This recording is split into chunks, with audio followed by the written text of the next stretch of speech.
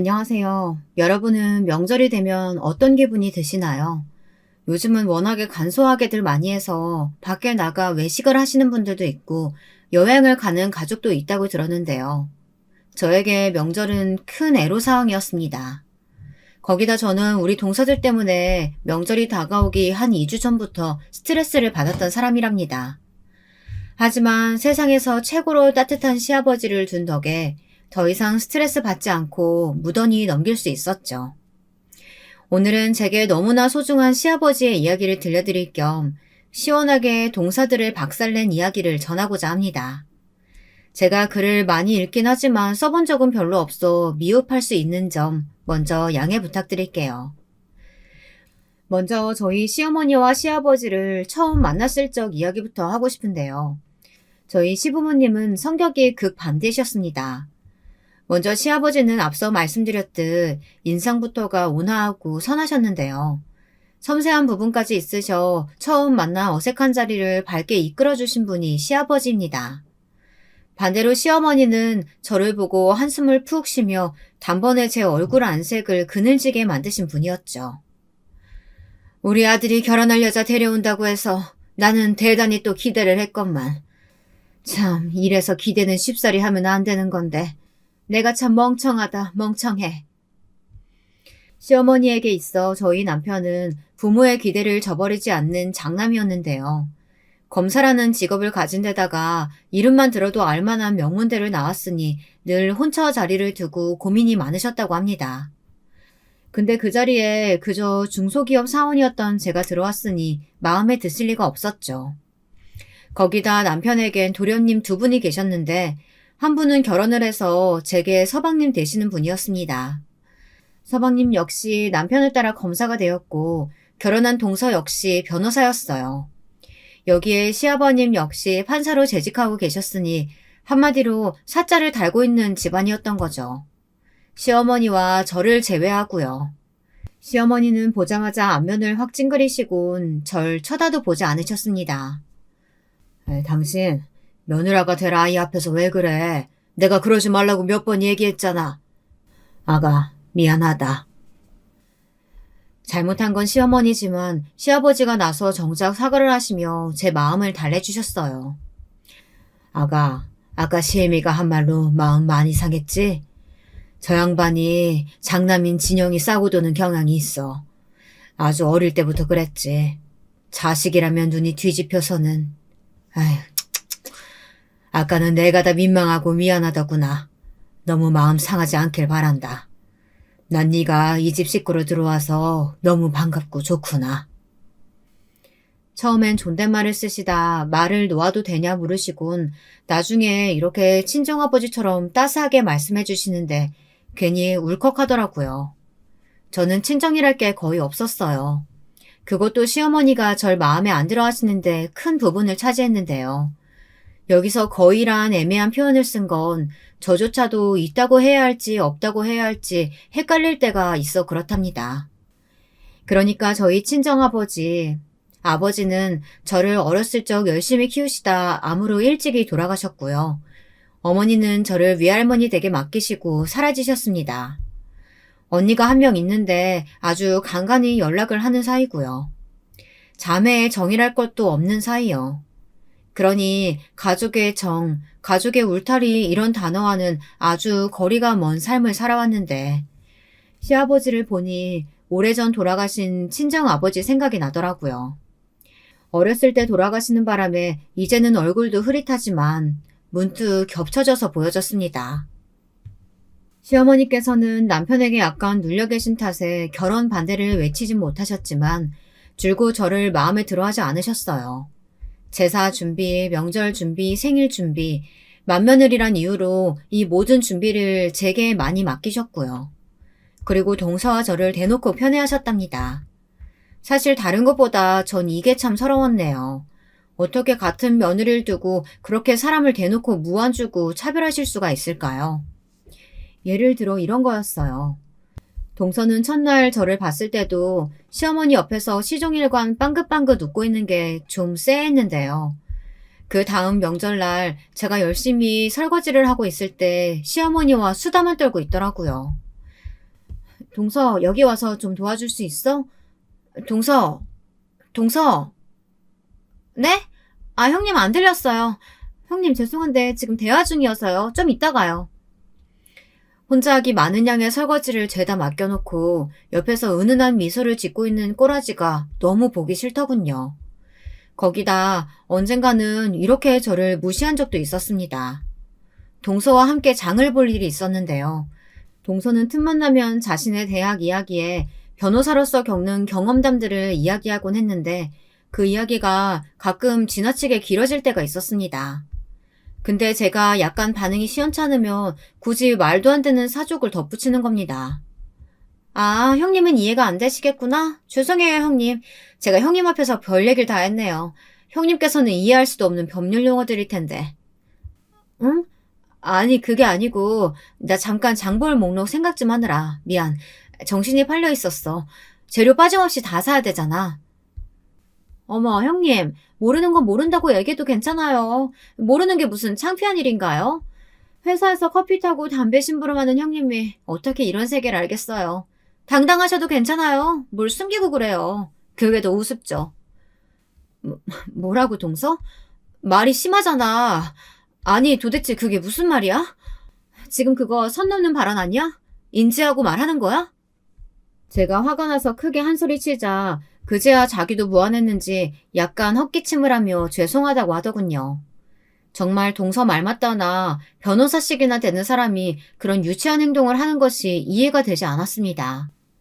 당시에 저는 아직 임신 전이라 회사에서 아직 일을 하고 있었는데요. 제가 하는 일을 그런 식으로 치부하는 것도 정말 싫었고요. 남편에게 말했더니 남편은 재수 씨가 그런 말을 했어? 그냥 무시해. 나는 다른 거 몰라도 가족 간의 분란은 만드는 거 제일 싫어하는 사람이야. 이렇게 가볍게 넘기려고 하더라고요. 거기에 제가 속이 또 뒤집혀져서 크게 한바탕을 하고 말았습니다. 당신 여기서 행동 잘해야 돼. 나 지금 시어머니한테도 동서한테도 무시당하고 있다고. 잘난 사람 많은 집안에 혼자 고졸해 그저 그런 회사 다닌다는 이유로 폄하당하고 있다고. 당신 아내가 그런 취급 당하는데 아무 생각도 안 들어 정말로? 제가 엉엉 울며 이렇게 말하자 남편도 상황의 심각성을 알았는지 약간 움찔하는 듯 알겠다고 서방님을 통해 말을 전하겠다고 하더라고요. 다행히 남편이 어떻게 말했는지 모르겠지만 그 뒤 동서의 행동은 전보단 덜 날뛰게 되었습니다. 그리고 나름대로 남편과 제가 평화롭게 부부 생활을 보내던 어느 날 경사가 생겼죠. 바로 아기가 생긴 거예요. 저희를 찾아온 아기는 남자아이였는데요. 사실 저는 딸을 갖고 싶었기에 조금 아쉬웠지만 그래도 내 자식이니 소중히 키우리라 다짐했습니다. 출산이란 힘든 과정까지 견뎌내어 한 생명을 세상에 내놓았습니다. 그렇게 태어난 자식은 정말 눈에 넣어도 안 아프단 말이 뭔 말인지 알게 하더라고요. 너무 이쁘고 귀해서 힘들지만 힘든 줄도 모르고 키웠습니다. 힘든 만큼 행복도 컸거든요. 아마 자식이 있는 구독자 여러분들도 이 기분을 아실 겁니다. 무엇이든 다 주고 싶은 마음, 열을 줘도 하나가 모자랄까 전전긍긍하게 되는 마음. 엄마가 되는 순간 내 이름은 버리고 오로지 내 자식 하나만 바라보게 되는 그런 마음이 제게도 찾아오더라고요. 민규야, 엄만 사실 엄마가 없었어서 이런 감정이 들 줄 몰랐는데 꼬물거리는 널 보고 있자니 너무너무 신기해. 엄마가 널 지켜줄게. 그러니까 아픔 모르고 고생 모르고 그저 무럭무럭 건강하게만 자라줘. 일기장엔 낯감지럽지만 이런 말도 적었어요. 다행히 남편의 벌이가 나쁘지 않고 시댁 형편이 좋았기 때문에 경제적으로 딱히 힘든 부분은 없었습니다. 아이를 키우기에 좋은 환경이었다는 말이에요. 제가 이렇게 아이를 양육하고 있는 사이 동서도 열심히 임신 준비를 하고 있었어요. 사실은 저보다 먼저 결혼을 했으니 오래전부터 해온 셈이었죠. 그런데 잘 되지 않는지 출산을 한 저에게 유독 신경질을 부리더군요. 특히 저희 아들이 있는 앞에서요. 형님, 아기가 너무 시끄럽게 앙앙 울어대는데 조용히 시킬 순 없어요? 짜증나 정말. 동서, 아니 아기는 원래 잘 우는 거야. 그걸 어떻게 하란 말이야. 나도 나름대로 최선을 다하고 있는 거야. 아, 당신 또 왜 그래? 내가 형수님한테 그러지 말라 그랬잖아. 아, 내가 뭘 어쨌다고 그래. 당신이나 나한테 이래라 저래라 하지 마. 동서는 저에게 툭하면 시비를 걸었고 그것이 그러다 두 사람의 부부싸움으로 번지고 시댁의 분위기가 개판되는 건 부지기수였어요. 그런데 여기에 동서 편을 들고는 싶으나 대놓고 그러지 못하는 시어머니와 달리 시아버지께서는 엄하게 동서를 꾸짖으셨답니다. 동서가 하는 행동은 엄연히 잘못된 것이고 손윗사람인 저에게 예의가 아니라는 것을요. 네가 아이 갖지 못해 힘들어하는 건 알겠다만 그렇다고 그걸 다른 사람에게 그 화를 풀어서야 되겠니? 아가, 네가 현명하다면 조금만 생각을 해봐라. 다음에 이런 모습 보이지 않길 바란다. 네, 알겠습니다. 아버님, 죄송해요. 동서 역시 시아버지 앞에선 꼬랑지를 내렸죠. 지금 되짚어봐도 언제건 현명하신 시아버지셨답니다. 전 아버님이 감사했고 또 영웅처럼 느껴졌어요. 달리 제 마음을 표현할 방법이 없어 고민하다 시아버지가 자신만의 서재에 앉아 커피 한 잔과 함께 집중하고 책을 보고 계실 때 남몰래 그런 아버님 서재에 책 한 권과 커피 한 잔을 놓고 가기도 했어요. 그렇게라도 고마움을 표현하고 싶었답니다. 지금 생각하면 이런 기억들이 참 애틋하고 그립네요. 아무쪼록 이렇듯 집안의 기강을 잡아주시던 시아버지가 있으니 참 다행이었는데요. 그러다 어느 날 집안에 경사라고 해야 할지 모를 일이 생겼습니다. 바로 장가를 못 드시던 막내 도련님이 드디어 장가를 가게 된 겁니다. 막내 도련님은 형들의 전철을 비스무리 밟아 법대를 졸업하고 이제 막 신입 변호사의 길을 들어서신 분이었는데요. 성격이 뭐랄까 독특하셨습니다. 일단 고집이나 주관이 굉장히 강한 편이었고 여자 보는 눈도 상당히 높았어요. 대화를 하다 보니 이런 것들을 자연스레 알 수 있었죠. 그랬기에 과연 어떤 여자를 데려올까 상당히 기대도 되고 염려도 되었는데요. 안녕하세요, 어머님, 아버님. 어머, 드디어 왔구나. 외국에 있다 오느라 힘들었을 텐데 시차 적응은 됐어요? 네, 하루 쉬었더니 완전히 적응되더라고요. 안녕하세요, 형님, 아주버님. 네, 어서 와요. 처음 본 막내 동서의 인상은 사람이 무척 야무지고 똑부러진 느낌이었어요. 누가 봐도 나 공부 많이 했네 하는 태도가 절로 나더라고요. 미국의 유명 대학교에서 교육학 쪽 박사학위를 따고 휴양차 놀러 온 한국에서 도련님을 만나 인연이 이어지게 되었다고 하던데 은색태의 안경을 낀 모습이 굉장히 지적해 보였습니다. 다만 조금 걱정되었던 것이 있다면 혹시나 둘째 동서와 쿵짝이 맞아 저를 뒷담화하진 않을까 하는 것이었죠. 그때까지도 둘째 동서는 임신을 하지 못하고 있었고 호시탐탐 저의 약점을 잡아 공격할 기회만 노리고 있었으니까요. 막내 동서는 시어머니와 대화를 나누는 속에서 차분하게 태도를 유지했습니다. 시어머니께서 노골적으로 물어보시는 이야기에도 말이죠. 그러니까 부친께서는 큰 사업체 운영하고 계시고 어머니께서는 동네에서 취미 삼아 꽃집을 운영하신다고? 세상에나 너무 아름답네. 나는 이게 왜 이렇게 아름답게 느껴질까 몰라? 감사합니다, 어머니.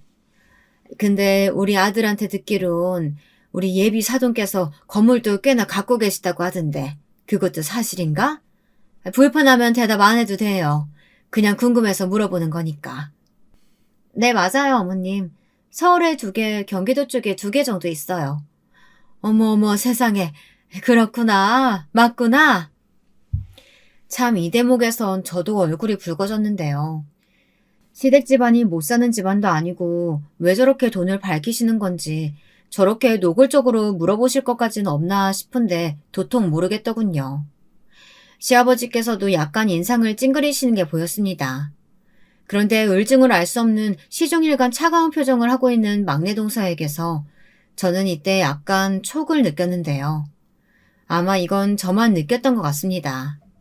돌아오는 길 남편에게 물었더니 남편은 제가 허튼 소리를 한다고 치부하더라고요. 아니, 막내 동서 차분해서 좋긴 한데 사람이 약간 뭐랄까 조금 냉정해 보이지 않아? 차갑달까? 살짝 무섭기도 하고. 당신은 오지랖이 상당해. 아니, 한 번 보고 어떻게 사람을 쭉 파악해? 그 오지랖 좀 고쳐. 그게 아니고 내가 본 게 있어서 그렇단 말이야. 둘째 동서가 아까 자기 학교 어디 나왔냐고 말하면서 막내 동서 학교도 자기가 가고 싶었다고 하는데 살짝 비웃더라니까. 니까짓 게 어떻게 여기로 오냐 이런 표정으로?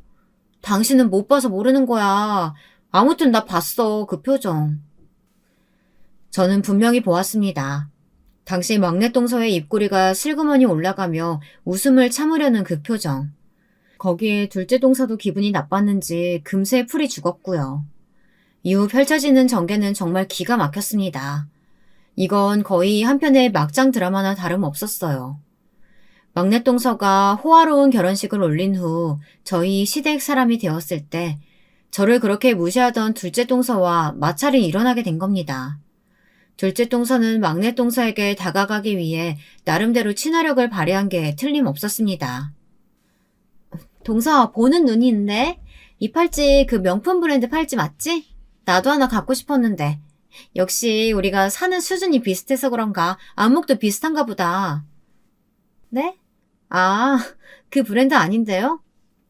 아, 그래? 나도 모르게 헷갈렸나 보네. 부끄러워라. 그나저나 우리 동서 나랑 언제 한번 브런치 카페 가자.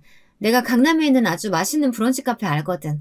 고급스럽고 분위기도 좋아. 특별히 내가 살게. 아, 죄송해요, 형님. 저는 워낙에 바빠서 시간이 잘 안 나요. 요즘 한국 들어와서 아버지 사업 돕고 하느라 바쁘네요.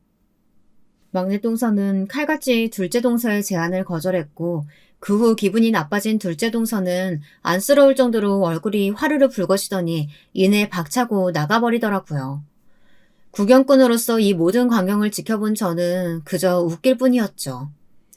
둘째 동서가 저한텐 한 번도 권유하지 않았던 청담동 브런치 카페. 들어는 봤지만 가보지 못한 곳이었는데 막내 동서에게 보기 좋게 튀자마자 버리자 마음 한편으론 고소하더라고요. 하지만 막내 동서가 그렇다고 인성이 좋은 사람은 아니었어요. 전형적인 부잣집 집안에서 자라서인지 손에 물 묻히는 걸 굉장히 싫어하더라고요. 저는 어렸을 때부터 가정부 아주머니가 요리며 과일이며 다 해다 주셔서요. 배워본 적 없어요. 배울 필요가 없었으니까요. 미국에서 유학생을 했을 때도 거의 다 사 먹었고요. 어느 날 시어머니가 우스갯소리로 우리 이쁜 막내 며느리가 깎아주는 과일 먹고 싶단 말을 하셨는데 거기에 이렇게 반응했습니다.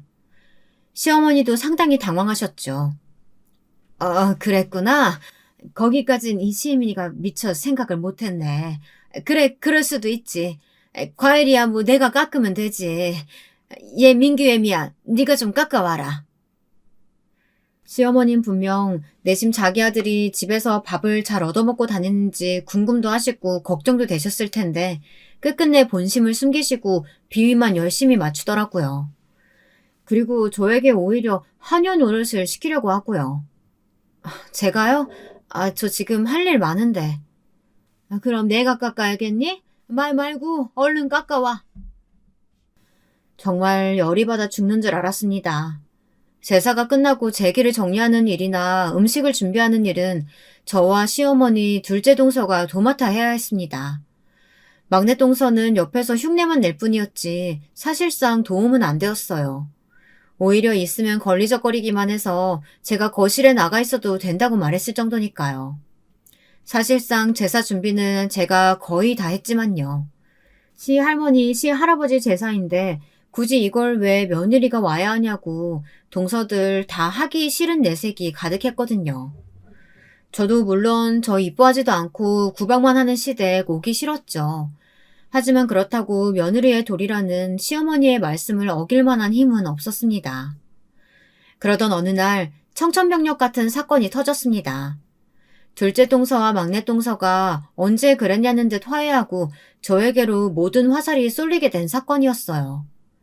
둘째 동서는 언제나 돌려서 제게 막내 동서의 흉을 보곤 했는데요. 외국 대학 나왔다고 뻐기는 거 진짜 웃기지 않아요, 형님? 나는 어이가 없더라. 지들이 해외파다, 유학파다 이런 애들이요. 막상 막내 동서 보면 영어 그닥 잘하는 것 같지도 않던데 말이에요. 그런가? 네, 그렇다니까요. 거기다 자기는 어리고 아직 창창한 아이라면서 나이 갖고 얼마나 징그럽게 자랑을 해대던지 짜증나 죽겠다니까요.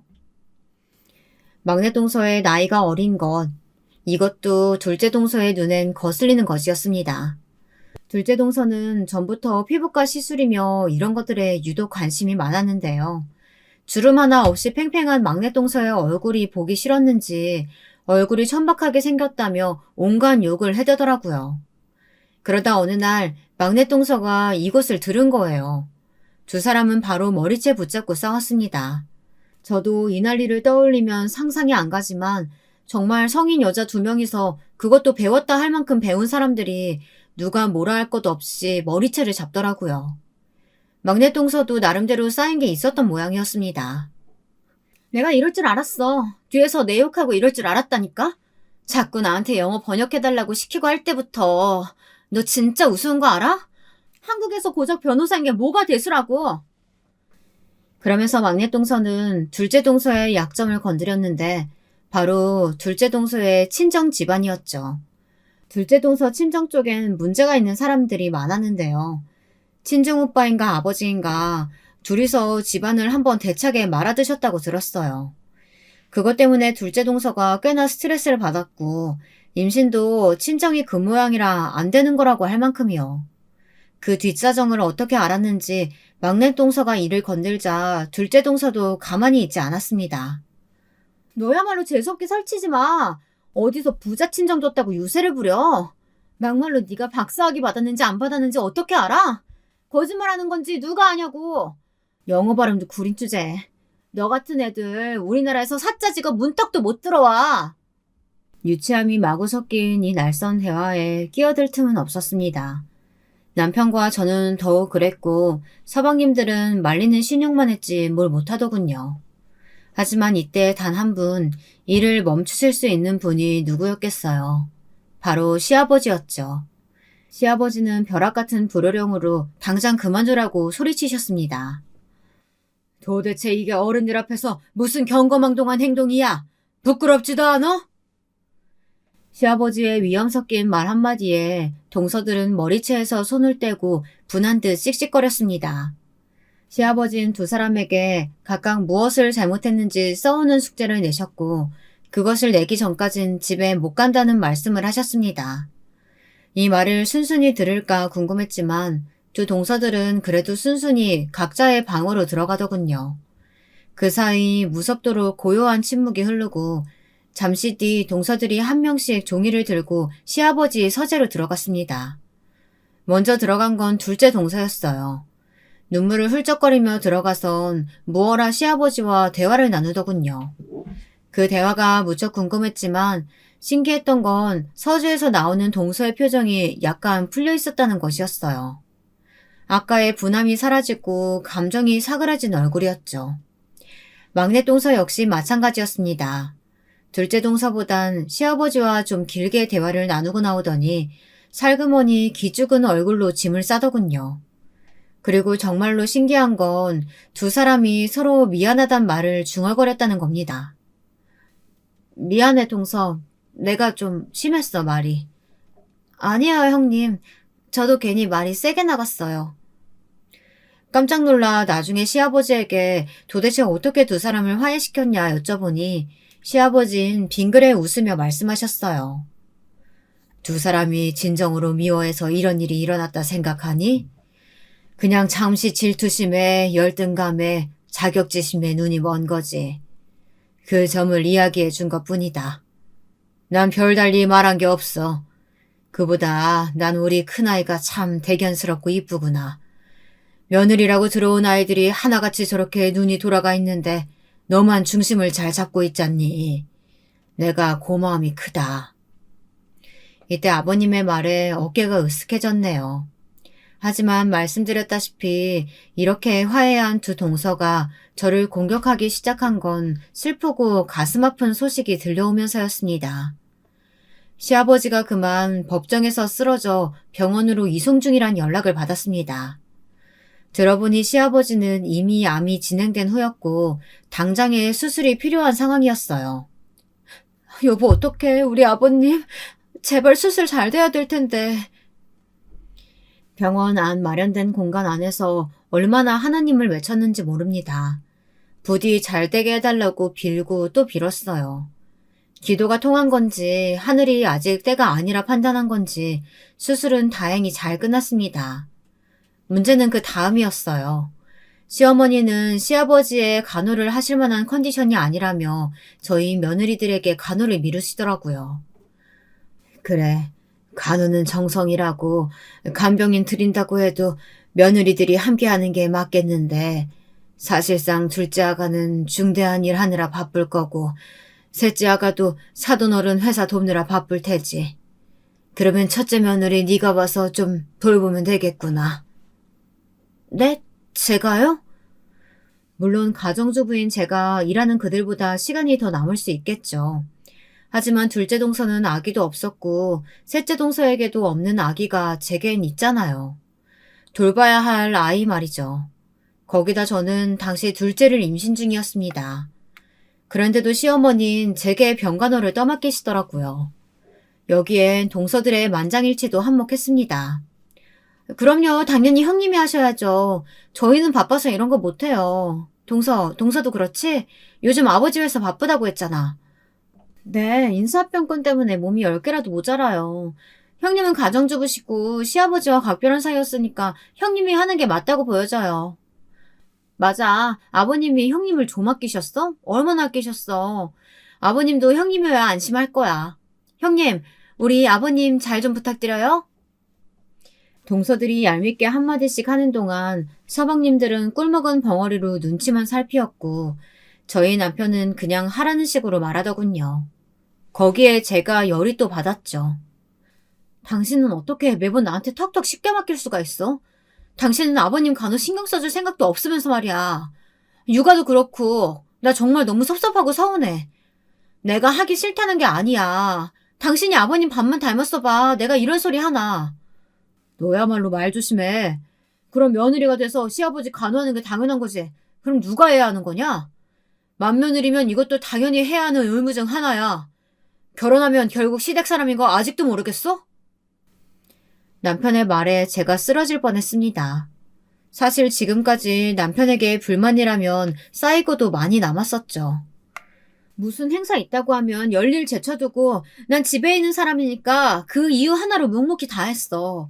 시어머니가 부르면 가고 새벽부터 일어나 장보고 뒤치다거리 다 하고 다 했다고. 근데 내가 아무 일 없이 노는 사람이야? 애도 봐야 하고 집안일도 해야 돼. 어떻게 당신은 동서들처럼 당신도 날 무시하고 하대할 수가 있어?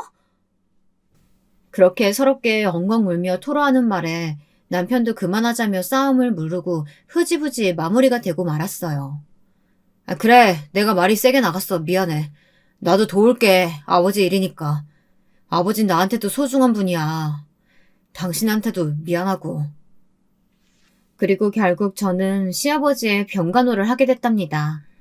아마 시어머니의 병간호라면 거절했을 겁니다.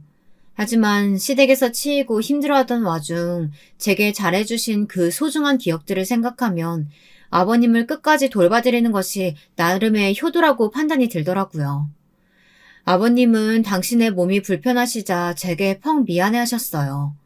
병원에 모셔다 드리는 것도 제가 했고 항암 치료 동안에도 계속 아버님 옆을 지켜드렸거든요. 우리 큰아가가 나 때문에 고생이구나. 미안하고 고맙다. 내가 이 은혜를 언젠가 꼭 갚으마. 이런 말씀을 중간중간 하시며 제 손을 잡아주시는데 약해지신 모습을 보니 괜스레 가슴이 아파왔습니다. 그런 아버님을 제치고 정말 제가 화났던 건 다른 부분에서였어요. 동서들 때문이었죠. 동서들은 뻔뻔함이 도를 넘더라고요. SNS에 동서들이 저를 빼고 둘이서 놀러 다니며 사진을 찍어 올리는 것까진 참을 수 있었습니다. 아버님의 생신에도 바쁘단 핑계로 뒤늦게서야 참석해서 구겨진 얼굴로 앉아있는 것까지도 괜찮았어요. 정작 화가 났던 건 이 사건 때문이었습니다. 아버님께서 잘 드시지 못하다 보니 체중이 계속해서 빠지고 있었는데 이를 두고 뒤에서 뒷담화하는 걸 제가 들은 겁니다. 아니, 노인네 너무 볼품없지 않아? 아까 솔직히 보고 있자니까 무슨 해골인지 사람인지 구분을 못하겠다니까. 평소 우리 앞에서 그렇게 형님 거리면서 싸고 돌더니 꼴 좋다 진짜. 그러니까 말이에요, 형님. 저도 아버님이 은근슬쩍 제가 친정아버지 사업 돕는 거 의심하실 때 기분 나빴는데 이렇게 병 걸려 고생하시는 거 보니까 벌 받으시는 건가 싶어요. 왜 그런 말 있잖아요. 사람이 죄 지으면 그게 자기한테 다 업보로 돌아온다고. 아버님이 지금 그런 상태이신 거죠. 그래, 맞아. 막내 동서 그간 마음고생 참 많았어. 근데 형님도 얼굴 살 쪽 빠져 있는 거 보니까 너무 고소한 거 있지? 원래도 못생긴 얼굴이 더 못생겨진 거 봐. 아버님의 생신날 과일을 가지러 가기 위해 뒷베란다에 나갔다 이 뒷담화를 듣고 말았어요. 너무 화가 나더라고요. 아무리 원망스러웠다 해도 어떻게 자신의 시아버지를 두고 저런 악마 같은 말을 할 수 있었을까요? 저는 동서들을 불러 세게 야단을 쳤습니다. 동서들 지금 뭐 하는 거야? 다 들었으니까 발뺌을 생각하지 마. 정말 미쳤어? 어떻게 사람의 탈을 쓰고 그런 말들을 할 수 있는 거야? 형님, 다 들으셨다고요?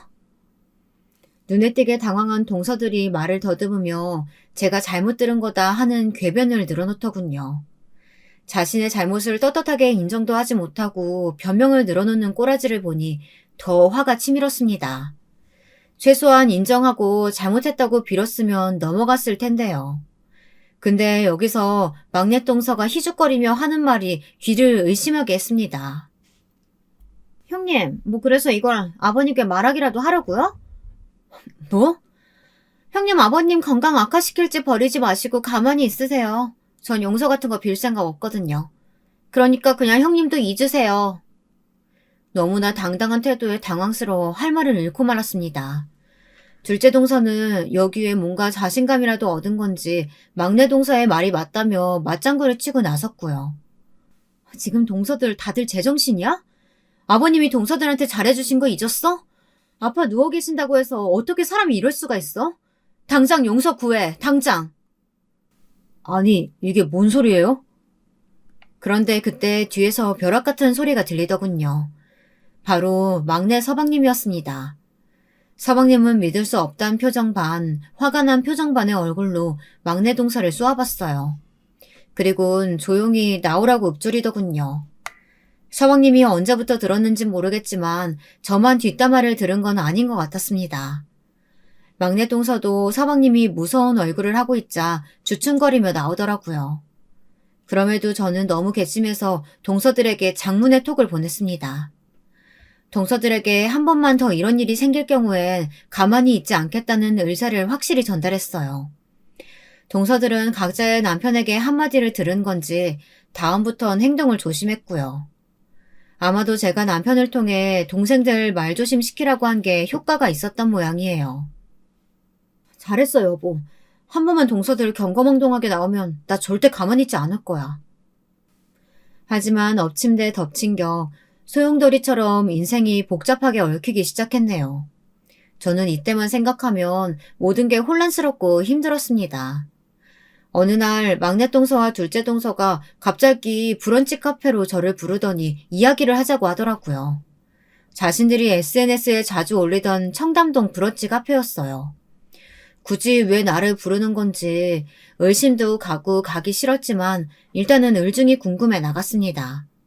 동서들은 저를 보자마자 거기서 나오는 빵과 과일 주스며 잔뜩 주문하더니 빵긋빵긋 웃으며 입을 열기 시작하는데 그때 전 알게 됐어요. 바쁘니 동서들이 굳이 왜 저를 여기로 불러냈는지요.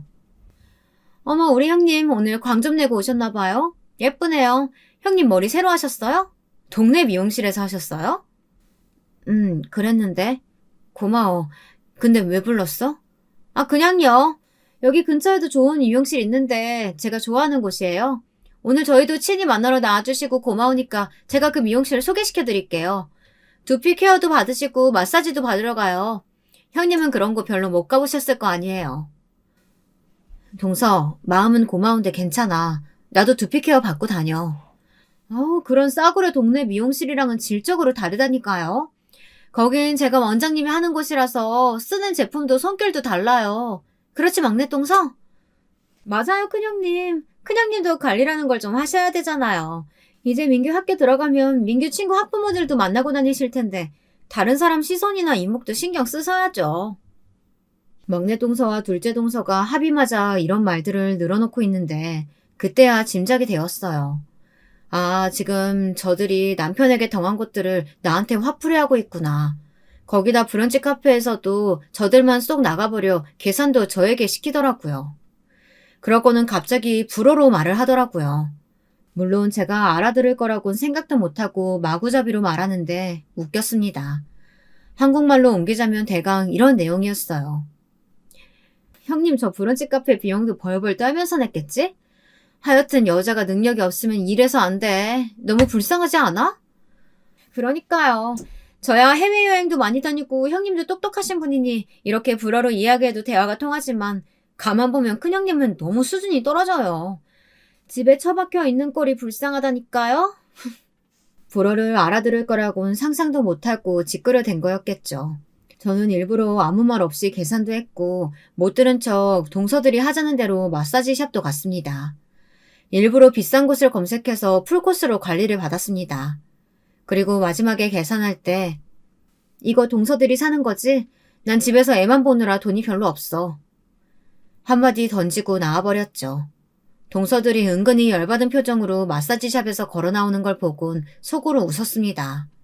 이때만큼은 더 이상 예의고 뭐고 갖추고 싶지 않았습니다. 그리고 일부러 저는 불어로 이야기했어요. 동서들은 다른 사람 시선 퍽이나 신경 써서 그러고 다니나 봐? 매일 명품샵 가는 거 지루하지도 않아? 아, 둘째 동서는 아직 애가 없어서 철이 안 들었나 봐. 막내 동서는 나이가 어려서 그런가? 근데 그 나이면 이제 어리다고 말할 수 없는 나이인데. 막내 동서는 돈 많고 시간 많으면 보톡스나 맞으러 다녀. 하도 인상 쓰고 다니니까 미간에 주름 잡혔잖아. 뭐라고요? 형님, 지금 감히 누구한테... 그리고 어떻게 형님이 불어를 하세요? 무식한 형님이. 무식하긴 누구 보고 무식하다는 거야. 상대방에 대한 예의나 존중 하나 없이 뒷담화하는 니들이 진짜 무식한 사람이야. 알아? 어이없어. 동서 두 명은 제가 불어를 유창하게 하는 모습에 할 말을 잃더라고요. 저는 유유히 뒤돌아 집으로 왔습니다. 오랜만에 남의 돈으로 마사지 받으니 기분이 괜찮더군요. 무엇보다 동서 두 명에게 한 방 먹였다 생각하니 통쾌함을 넘어 짜릿했습니다. 사실 저는 외국어에 굉장히 관심이 많았습니다. 영어, 불어, 스페인어 관심이 많아 혼자 열심히 인터넷 강의도 듣고 가끔은 외국의 친구와 편지도 주고받으며 연습을 하고 있었어요. 그러다 보니 실력이 조금씩 늘더군요. 그래서 이렇게 유창히 말할 수 있는 실력이 되었는데 동서들은 제가 말을 꺼내지 않았으니 전혀 모르고 있었죠. 저녁엔 조금 나아진 기분으로 아버님이 좋아하실 것들을 챙겨 시댁으로 갔는데요. 시어머니가 유독 칼을 탁탁 내리치며 채소를 다듬고 있었습니다. 무언가 불쾌하신 듯 보였어요. 너 잠깐 나 좀 보자. 너 오늘 네 동서들한테 뭐라고 했다며? 네가 손윗 사람이라고 해서 뭐든 입에서 나오는 대로 말해서야 되겠니? 그럴 수 있다 여기는 거냐? 동서들이라고 해도 엄연히 걔네는 잘난 애들이야. 너는 아니고. 앞으로는 다신 그러지 마라. 그리고 추석 다가오는 거 알지? 차례상 준비 너랑 내가 해야 하니까 아침 7시까지 와라. 동서들은 엄연히 잘난 애들이고 저는 가정주부니 찍소리도 하지 말라는 건가요? 어머님, 그건 제가 싫어요. 제가 손윗 사람이니 잘못한 건 지적하고 바로 잡아줘야죠. 동서들, 저번엔 아버님 뒷담화도 했다고요. 아, 됐고 더 듣기 싫다. 그날 밤늦게까지 정신없을 테니까 버릴 옷으로나 입고 와라. 시어머니의 당치 않는 말에도 화가 났지만 저랑 시어머니만 차례상을 준비해야 한단 말이 이상했습니다. 물론 그동안 동서들이 적극적으로 무언가를 한 적도 없었지만 이상하게도 시어머니는 동서들이 그날 없을 거라는 듯 이야기하셨거든요. 밤늦게까지 할 게 많으니 편한 옷차림으로 오라고 하신 것도 그렇고요. 하지만 실제로 그런 일이 일어날 줄은 몰랐습니다. 가감없이 말하면 동서들이 이렇게나 개념 없는 인간들인지 몰랐습니다. 추석 당일 제가 아침부터 아이를 데리고 시댁에 도착하기 직전 전화가 걸려왔더라고요. 둘째 동서에게서요. 저희 해외여행 가요. 이번에 저희 둘 다 미팅 일에 치이다 보니 너무 힘들었거든요. 그래서 몸풀 겸 가는 거고 시어머니한테도 허락도 받았으니 능력 없는 형님이 차례상 차리고 다 해요. 괜찮죠? 뭐? 동서들 지금 장난해? 이걸 어머님한테 허락을 받았다고? 그리고 전화는 툭 끊겼습니다. 제 말을 무참히 씹고 먼저 저쪽에서 전화를 끊어버리더라고요. 옆에서 통화 내용을 우연히 엿들은 남편도 쉽게 화내지 않는 양반이 지금 제정신이냐고 펄쩍 뛰더라고요. 아니, 재수 씨 둘 다 해외여행을 갔다고? 우리 엄마가 이걸 허락까지 했다고? 아니, 집구석이 도대체 어떻게 굴러가는 거야? 아주 개판 아니야, 이거? 급하게 시댁으로 뛰어들어간 남편이 시어머니에게 무어라 따지자 어머님은 애꿎은 저를 노려보셨어요. 저도 할 말이 많았기에 지지 않고 눈길에 맞받아쳤습니다. 동서들이 왜 추석날 오지 않는 거냐, 해외여행이라니 가당치도 않다, 제 할 말을 하고 있었죠. 동서들에게도 화가 났지만 뻔히 힘들 명절날 모든 것을 저에게만 맡긴 시어머니에게도 단단히 실망스러웠기 때문입니다. 그동안 동서들만 이뻐라 했던 시어머니였지만 그럼에도 제가 어떤 기대를 품고 있었나 봐요. 어머님, 이건 아니지 않아요? 아니, 동서들도 너무하고 허락하신 어머님도 실망입니다. 동서들이 잘난 직업에 부자 친정 두고 있다고 해서 그간 오냐오냐 넘겨주시고 잘해주셨던 거 참고 넘기려고 했어요. 근데 명절 당일까지도 저들은 해외여행 가버리고 저와 어머니께 다 맡기다뇨. 이래도 되는 건가요? 이런 경우가 어딨나요? 말 그대로 서러움이 폭발해버렸습니다. 쏟아내면서 저도 모르게 줄줄 눈물이 나오더라고요. 얼굴을 가득 적시고 있는지도 모르고 말을 퍼붓는데 그러던 그때 편찮으신 시아버지께서 나오시더니 이게 도대체 무슨 일이냐고 묻더라고요. 아마도 대화 내용을 들으신 듯 했습니다. 이상하게 시아버지 얼굴을 보니 마치 돌아가신 친정아버지 얼굴을 본 듯 더 울음이 나오는 거 있죠. 아버님은 조용히 어딘가 끓어오르신 얼굴로 어머님을 보다 서로 차분해진 뒤에 다시 이야기를 하자고 하셨어요. 그날 밤 서재에서 아버님과 저 둘만이 대화를 하게 됐죠. 저는 그간 동서들에게 당한 것들을 이야기하게 되었고 아버님은 제 이야기를 가만히 들으셨습니다. 그러다 갑자기 서랍에서 무언가를 꺼내 쥐어주시더라고요. 이걸로 네 동서들 싹 다 밟아버려. 그 나쁜 것들. 평소 점잖으신 아버님 입에서 나온 다소 거친 말투에 약간 놀라워하던 것도 잠시 전 봉투 안에 도대체 무엇이 들었는지 궁금했습니다. 도대체 무엇이길래 동서들을 밟을 수 있다는 걸까요? 저는 조심스레 봉투 안을 열어보았고 그만 기겁한 얼굴로 아버님의 얼굴을 보았습니다. 아버님, 어떻게 이걸 다 가지고 계셨던 거예요? 언제부터요? 네, 언젠가 몸 다 회복하면 폭로하려고 했다. 근데 아직은 때가 아닌 것 같아 묵혀두고만 있었지. 내가 아니라 네가 쓰는 게 좋을 것 같다. 그걸로 찍소리 못하게 단단히 정신 차리게 해줘라. 저는 조용히 고개를 끄덕였습니다. 그리고 추석 연휴가 끝난 후 동서들을 모두 저희 집으로 불렀죠. 해외여행에서 가 돌아온 동서들은 바캉스 룩에 선글라스를 걸치며 들어오더군요. 그리고선 대단히 선심 쓴다는 듯이 형님 생각나 샀어요 하며 쇼핑백 하나를 던지는데 안을 볼 것도 없었습니다. 전 그 쇼핑백을 당장에 던져버렸죠. 쇼핑백을 바닥에 퍽 소리 나게 던져버리자 놀란 동서 두 명이 뭐하는 짓이냐 화를 내더군요. 이게 얼마나 비싼 건지 알아요? 형님이 어디 마트 가서 일하면 꼬박 일주일은 해야 살 수 있는 귀걸이라고요. 미쳤나봐 진짜. 귀도 안 들었는데 귀걸이? 환불 못해서 나한테 던지는 건가 봐 동서? 됐고 오늘 동서들 부른 이유는 이것 때문이야. 특별히 동서들 위해 준비했는데 마음에 들지 모르겠네. 열어봐. 뭐 얼마나 대단한 걸 준비하셨는지. 그래요. 한번 보죠. 봉투도 이딴 싸구려 봉투에 우리 취향 무시하는 거야 뭐야. 두 동서들은 봉투 안을 열면서도 궁시렁댔습니다. 그리고 봉투 안을 열어 쏟아지는 사진들을 보자마자 그만 둘 다 입을 틀어막고 말았죠. 그도 그럴 것이 그 안엔 동서들의 추악한 비밀이 담겨 있었기 때문입니다. 바로 제게 무릎부터 꿇는 둘째 동서는 제발 아무에게도 말하지 말아달라고 빌더군요. 특히 남편에겐 절대 안 된다면서요. 막내 동서 역시 납작 엎드려 제 발목을 붙잡았습니다. 둘째 동서는 사무실 직원하고 그것도 유부남이랑 바람피면서 그걸 일한다고 말하고 다녔나 봐? 바람피는 게 일이 될 수 있나? 바람은, 불륜은 인간이 하면 안 될 일이야. 또 우리 막내 동서는 미국 대학 나온 게 거짓말이었네? 대학 속이고 결혼한 거 서방님은 전혀 모르시는 것 같던데. 형님, 정말 딱 한 번 만난 남자예요. 정말이에요. 정말 말하시면 안 돼요. 제 평판 완전 망가진다고요. 저 이혼소송 전문 변호사예요. 제 커리어가 이렇게 틀어지면 안 돼요. 저는 친정도 가난해서 다 끝나는 거라고요. 딱 한 번? 아니던데? 수년을 만나왔잖아. 둘째 서방님은 동서 몸에 문제 있어서 임신 안 되는 것도 이해하고 넘어갔는데 이 사실 아시면 결혼 생활 유지하기는 힘들겠어. 그치?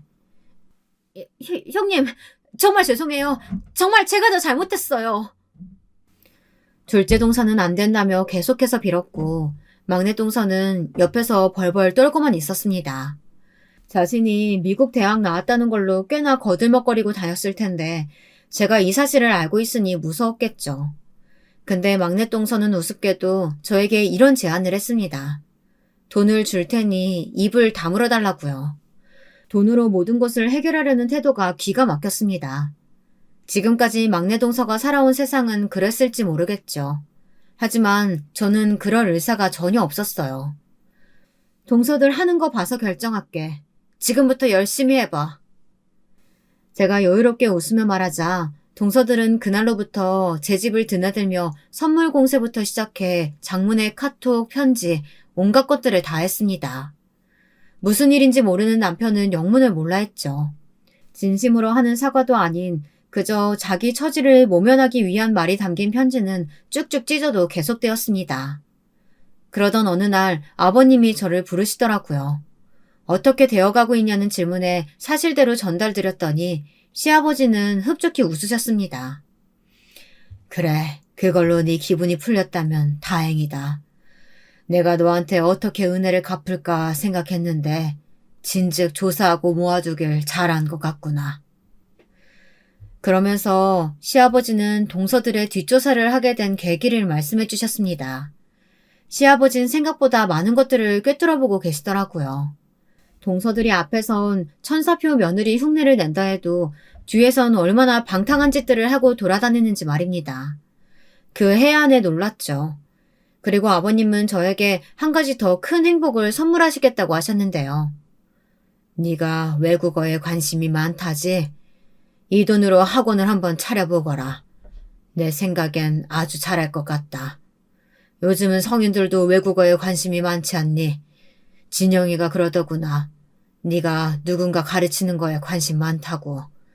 사업을 해도 좋고 뭐든 네가 하고 싶은 꿈 펼쳐보거라. 이것은 엄청난 선물이었답니다. 아버님께선 본인의 노후자금이 넉넉하니 저에게 선물을 하고 싶다고 돌아올 제 생일을 맞아 무려 3억이란 큰 돈을 주시었답니다. 너무나 감사하죠. 엉엉 목 놓아 울었답니다. 이제 아이도 크고 있겠다 제 일을 하고 싶었는데 사실상 경력도 단절되었고 일하기 쉽지 않은 처지에 있었거든요.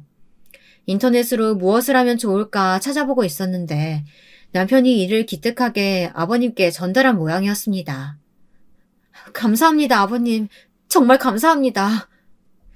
감사하다는 말을 수없이 되뇌이며 눈물을 뚝뚝 흘리자 손수 닦아주신 시아버지.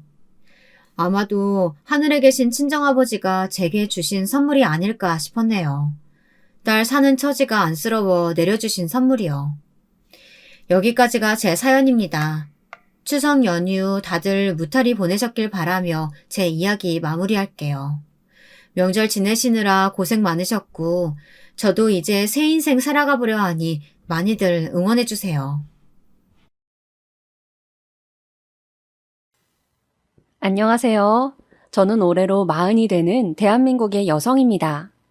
우연히 유튜브로 사연 채널을 접해 다양한 사연을 듣다 보니 공감되는 부분도 있고 해서 저도 제 인생에서 가장 통쾌했던 에피소드를 오늘 말씀드려보려고 해요.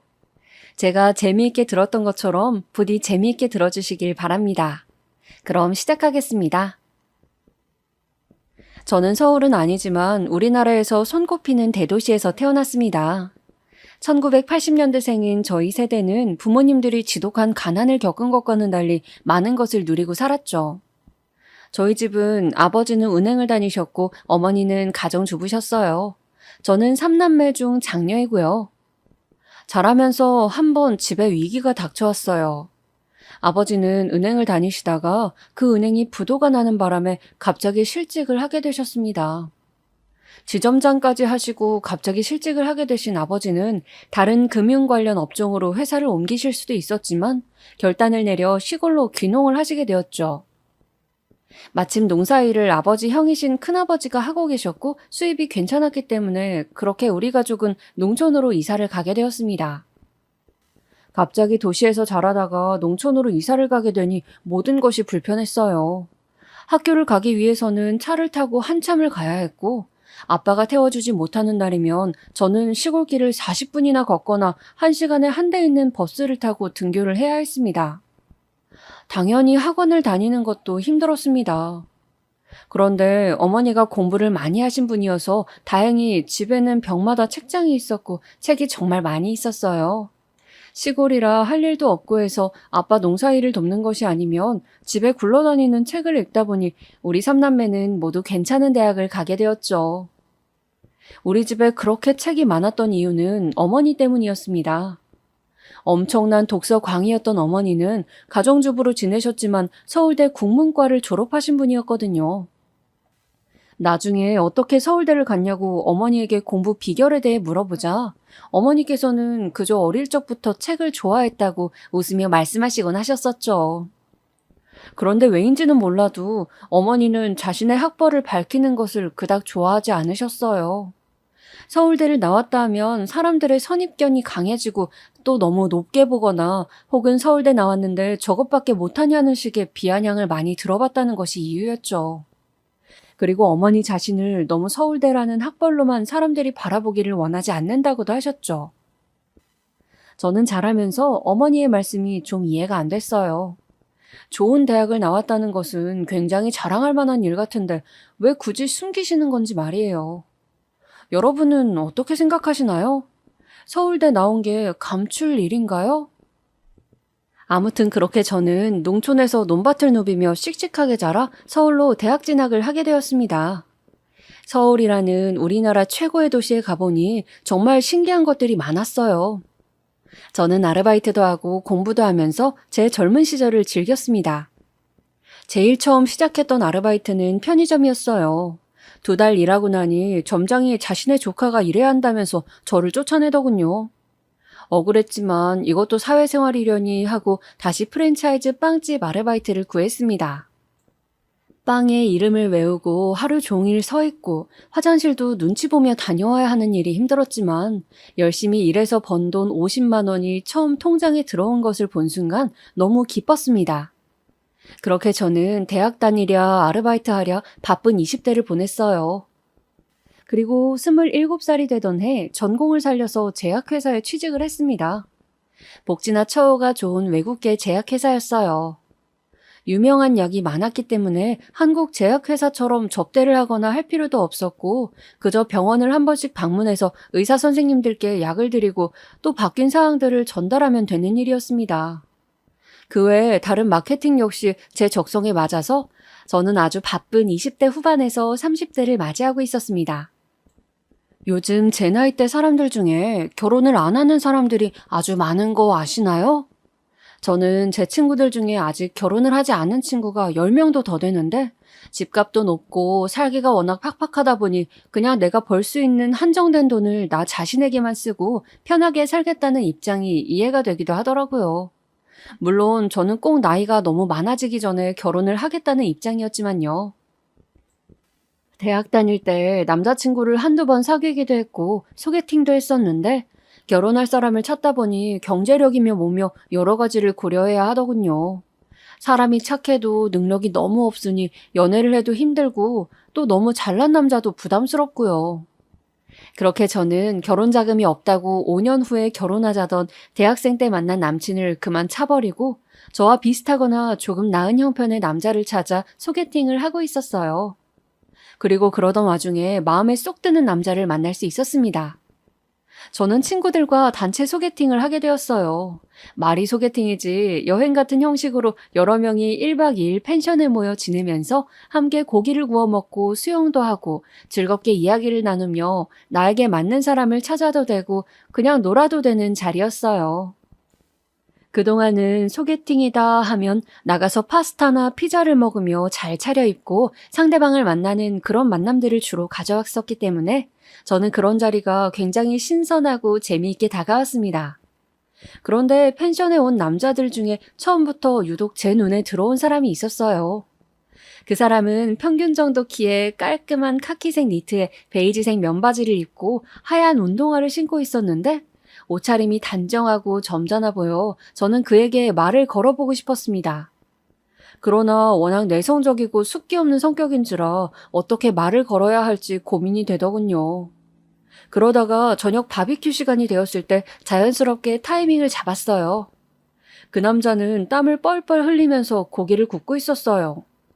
저는 다른 친구 한 명과 함께 그 근처에 있으면서 이야기를 하기도 하고 고기를 주워 먹기도 하고 그에게 그릇에 먹을 것을 덜어주기도 하면서 대화를 시도해 보았습니다. 마침 그 남자의 친한 친구인 야구 모자를 쓴 분을 제 친구도 마음에 들어 했기에 서로 한 명씩 공략을 하며 그렇게 저녁 시간을 보냈습니다. 그들도 우리의 그런 관심이 싫지는 않은지 이야기를 잘 받아주고 또 저녁 먹고 넷이서 산책을 가보자는 이야기도 하더군요. 저는 그렇게 그 댄디남과 산책을 하며 처음 이야기를 제대로 나눠볼 수 있었어요. 설레는 마음으로 가디건을 걸쳐 입고 나선 산책길. 길은 어두웠지만 간간히 가로등이 있고 나무들과 펜션의 풍경이 아름다웠습니다. 좀 쌀쌀하긴 하지만 경치가 정말 아름답네요. 산 좋아하세요? 저는 용기를 내어 물었어요. 네, 저는 어릴 때부터 아버지를 따라 등산을 많이 해서 산을 좋아합니다. 재작년부터 2년 정도 등산 동호회 활동도 했어요. 아, 진짜요? 저는 동네 뒷산 한 번씩 올라가는 게 전부인데. 근데 농촌에서 자라서 산을 어릴 때부터 막 뛰어다니곤 했어요. 아, 그러면 다음에 등산 모자 살 때 혹시 브랜드 추천해 주실 수 있을까요? 아, 등산 모자 사시게요? 어떤 디자인이 필요하세요? 땀 흡수 잘 되는 거? 아니면 햇빛 잘 가려주는 거요? 저는 그분과 등산 이야기를 하며 친해졌어요. 실제로 산을 타는 걸 좋아하기도 했고 같이 취미 활동을 할 사람이 없어 적적하기도 했는데 마침 이분이 등산을 좋아하신다니 반가웠습니다. 그렇게 저는 그분과 등산 약속을 하게 되었습니다. 나지막한 산부터 시작해서 주말마다 등산 데이트를 다니고 함께 등산용품 전문점을 다니면서 물품들을 샀죠. 제가 모르는 용품에 대해서도 그는 박식했고 저보다 동호회 경험이 많아 아는 것도 많아서 더 즐거웠습니다. 사실 저희 결혼관에 있어서 가장 중요한 것은 바로 같은 것을 좋아해서 함께 할 수 있는 그런 코드가 맞는 사람이었거든요. 그리고 우리는 그렇게 소위 말하는 썸을 타다가 그분의 고백으로 사귀게 되었습니다. 그렇게 시작한 연애는 순조로웠습니다. 남친과 저의 사이는 좋았습니다. 각자 생활을 열심히 하다가 일주일에 한두 번 만나 맛있는 음식을 먹으며 한 주간의 일들을 이야기하기도 하고 몰아서 하루 종일 데이트를 하기도 했어요. 취준생이었던 남친도 취직을 하게 되자 둘 다 월급이 있으니 가고 싶은 맛집도 돈에 구애를 덜 받고 먹으러 갈 수 있어 그것 또한 즐거웠습니다. 다만 저희 집 사정에 대해서는 저는 말을 아꼈습니다. 그냥 아버지 전 직업이 뭐였는지 말하지 않았고 엄마 학벌에 대한 이야기도 하지 않았어요. 부모님이 워낙 돈이나 학벌을 내세우는 것을 싫어하시는 부분이 있었기 때문이죠. 그래서 남친은 그저 시골에서 농사 지으시는 집으로 알고 있었습니다. 그러다 하루는 동네에 맛있는 족발집이 있다고 해서 족발을 먹으러 갔습니다. 남친이 소주를 시켜서 저도 못 먹는 술이지만 그날따라 한 잔 마시고 싶어서 같이 마시다 보니 머리가 깨질 듯이 아프더군요. 제가 머리가 아파서 몸을 못 가누자 그는 걱정을 하면서 잠시 쉬고 가자고 하더군요. 그렇게 저희는 근처 모텔에 들어가게 되었습니다. 아무래도 사귄 지 오래되었기 때문에 저는 그와 그렇게 한 번씩 모텔에 가기도 하는 사이였는데 그렇게 밤을 보내고 다음 날은 같이 콩나물 해장국을 먹으러 갔습니다. 그런데 족발을 먹은 지 얼마쯤 지났을 때 갑자기 속이 답답하고 머리가 어지러운 것을 느꼈습니다. 어쩐지 몸이 처지는 것 같기도 하고 기운도 없고요. 그러고 보니 이번 달 생리를 건너뛰었다는 게 번뜩 생각이 나더군요. 등에서 식은땀이 흘렀습니다. 깜짝 놀라서 근처 약국으로 뛰어가 임신 테스트기를 해보니 아니나 다를까 2줄이었습니다. 저는 어떻게 해야 할지 갈팡질팡하다가 일단 근처 산부인과로 달려갔어요. 초음파를 해보니 임신 6주더군요. 초기라서 조심해야 한다고 했습니다. 저는 그 길로 당시 남자친구에게 전화를 해서 임신 소식을 말했고 그 사람은 아기를 떠나보낼 수는 없다고 하면서 저에게 청혼을 했습니다. 그렇게 우리는 흔히들 말하는 속도 위반으로 결혼을 하게 됐습니다. 사실 결혼을 하기 전에 한두 번 다들 쎄한 느낌을 받곤 하잖아요. 제 경우는 상견례 때 조금 그런 일들이 있었습니다. 상견례가 진행된 식당은 룸으로 된 한정식 집이었습니다. 상견례다 보니 남친도 정장을 입고 예비 시모 같은 경우에는 메이크업까지 받고 화려하게 차려입고 오셨더라고요. 갈색 무늬로 유명한 명품 가방까지 들고 말이죠. 반면 저희 부모님은 수수한 것을 좋아하셨기 때문에 그냥 깔끔한 검정색 정장과 단조로운 단색의 원피스를 입고 계셨습니다. 또 저는 상견례다 보니 하얀색 투피스 정장을 입었는데 저희 부모님은 그 원피스가 마음에 드셨는지 우리 딸 이쁘다며 칭찬을 해주셨어요. 저는 임신한 티가 날까봐 약간 헐렁한 디자인으로 고른 것인데 예쁘다고 해주시니 기분이 좋았습니다. 그런데 그런 원피스는 얼마나 하니? 옷 사는데 돈 많이 쓰고 그러는 거 아니지? 대뜸 남친의 어머니 입에서 그런 소리가 튀어나왔습니다. 저는 너무 당황해서 뭐라고 말씀드려야 할지 몰라 눈을 크게 뜨고 예비시모를 바라봤죠. 그러고 보니 처음 임신 사실을 말씀드리며 결혼 허락을 받으러 갔을 때에도 어쩐지 말에 가시가 있다고 느꼈었는데 아무래도 어머님은 왜인지 제가 마음에 안 드시는 것 같았습니다. 그 후의 대화는 주로 부모님들끼리 나누었는데 예비 시아버님은 그냥 날씨 이야기나 아이들 사는데 보탬이 되어주셔서 감사하다는 이야기 등 듣기 좋은 이야기만 하셨습니다.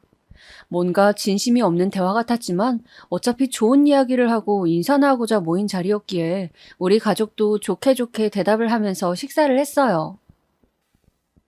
근데 얘, 너 요리는 좀 할 줄 아니? 덜컥 애부터 가져서 우리 아들 밥 잘 챙겨줄 수 있겠어? 훈훈한 대화가 오가다가 갑자기 분위기가 경직되었습니다. 이번에도 날카로운 말투는 예비 시어머니였습니다. 계속 예비 시모의 말투가 좋지 않자 결국 저희 부모님도 눈살을 찌푸리기 시작하셨죠. 사돈, 제 딸한테 무슨 불만이라도 있으십니까? 보다 못한 아빠가 시모에게 물어봤습니다.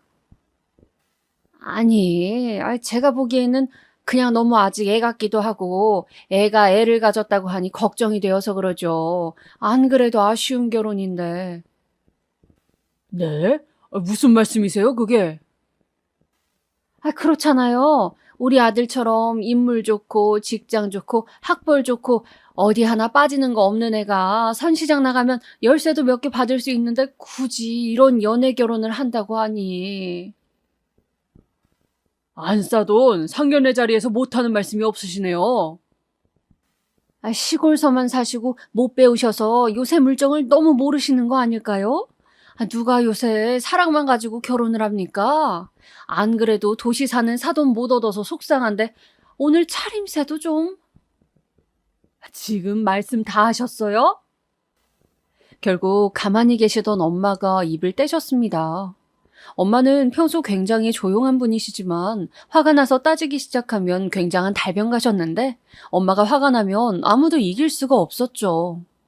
저는 엄마와 시어머니가 크게 싸우거나 감정이 상할까봐 너무 걱정이 되었습니다. 남친 역시 너무 당황해서 어쩔 줄을 모르더군요. 그 순간 식당의 분위기가 얼어붙는 것 같았습니다. 보다 못한 아빠가 엄마의 팔짱을 끼며 잠깐 나가서 바람 쐬고 오자고 자리를 피하려 하셨습니다. 엄마는 화가 많이 난 것처럼 보였지만 중요한 자리였기에 간신히 참으시는 것 같았어요. 그렇게 찝찝한 기분을 안고 상견례는 끝이 났습니다. 저는 상견례를 마치고 돌아오는 차 안에서 엄마 눈치를 계속 살필 수밖에 없었습니다. 엄마는 한숨을 쉬시더니 저에게 물었습니다. 엄마가 마지막으로 한 번만 더 물으마. 이 결혼 꼭 해야겠니? 어떤 경우에도 너를 함부로 대하는 사람을 가족으로 삼아선 안 돼. 오늘 예비 시모자리 태도를 보니 아니다 싶구나. 엄마, 죄송해요. 그런데 남자친구는 그런 사람 아니에요. 우리 둘이 잘 살면 되는 거잖아요. 저는 결혼하고 싶어요. 너는 시어머니 될 사람이 너한테 하는 언행을 보고도 그런 말이 나오냐? 참 속도 좋구나. 얼마나 고생을 하려고 그래? 그래도 제가 시어머니하고 같이 사는 건 아니잖아요. 결국은 저와 남친이 함께 사는 건데, 그리고 뱃속의 아기를 이대로 포기할 수도 없고요. 저는 그렇게 눈물로 엄마를 설득했습니다. 엄마는 정말 기분이 나쁘지만 굳이 같이 속물처럼 대응하고 싶지 않다고 하시며 앞으로도 우리 집 형편이나 엄마의 학벌에 대한 이야기는 하지 말라고 당부를 하시는 것이었어요. 아마도 시모가 못 배웠다느니 시골이라느니 하는 말에 마음이 많이 상하셔서 아예 대응을 하고 싶지 않으신 것 같았습니다.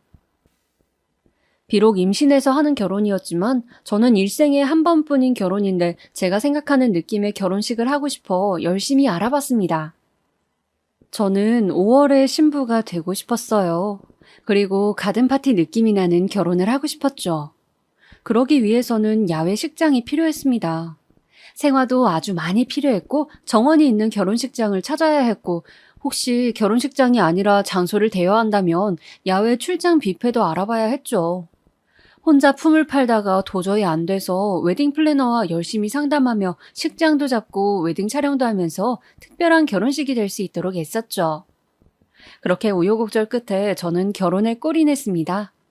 그리고 한동안은 뱃속의 아기와 남편과의 신혼생활에 집중했죠. 우리끼리만 있을 때는 아무런 힘든 일도 없고 좋았어요. 정말 행복했습니다.